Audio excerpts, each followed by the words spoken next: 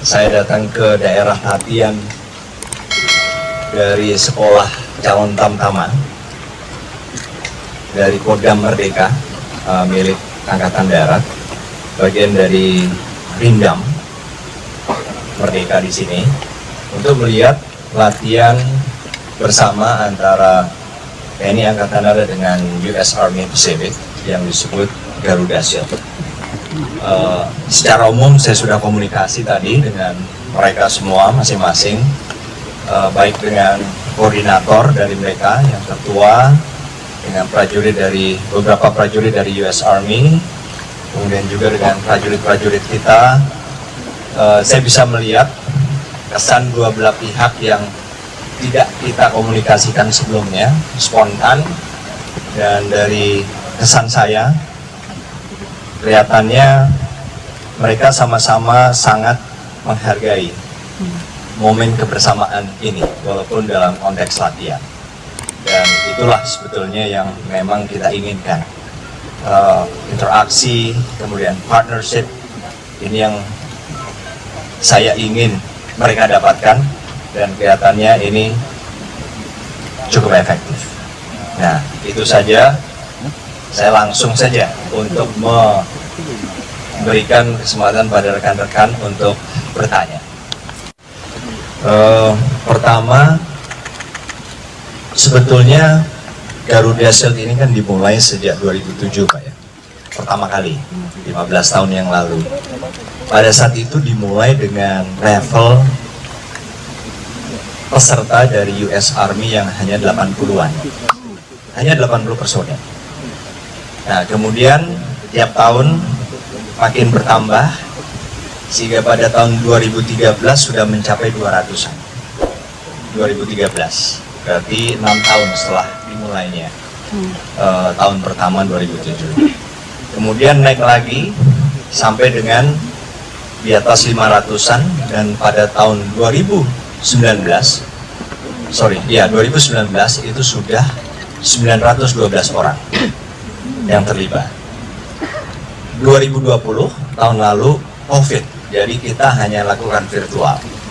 Karena tahun lalu mungkin pengalaman pertama untuk semua negara menghadapi COVID, sehingga kita lakukan secara virtual, dan tahun ini meningkat menjadi 1.566 seingat saya yang tiba di Indonesia dari USA. Manfaat dari latihan ini adalah partnership, pengalaman.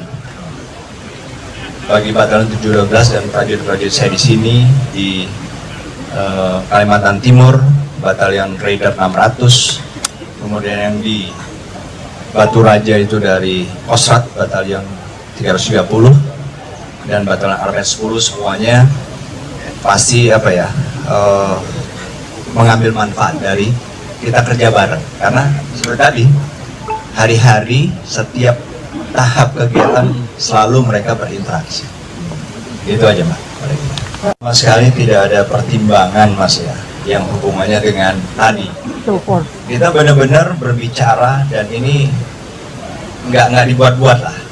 Dari mulai perencanaan sampai dengan pelaksanaan sekarang, yang kita bicarakan adalah bagaimana kita bisa latihan bareng, sehingga memberikan wawasan kepada masing-masing pihak, seperti yang dibilang oleh Kapten John tadi, banyak pelajaran, termasuk misalnya mereka tidak mengantisipasi suhu yang berbeda, kelembaban yang membuat berpengaruh lah terhadap bagaimana mereka beraktivitas.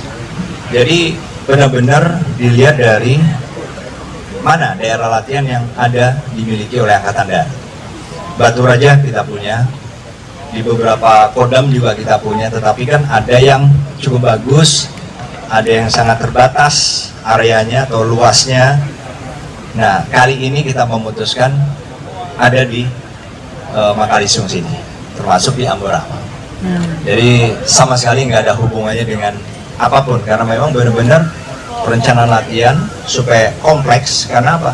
Karena memang kita perlu, karena sangat mungkin terjadi kita harus merespon lebih dari satu posisi, satu lokasi.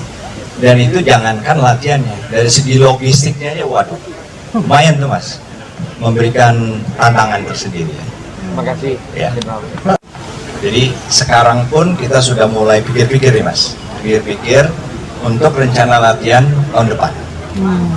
Dan Garuda Shield ini kan satu dari 7. Dengan Amerika Serikat sendiri ada 7 materi latihan itu, bukan hanya Garuda Shield. Ada 7. Di Angkatan Darat ya Pak ya? Iya, Angkatan Darat. Belum lagi dengan negara-negara lain. Nah, itu setiap tahun bicara tentang tahun depan karena hubungannya dengan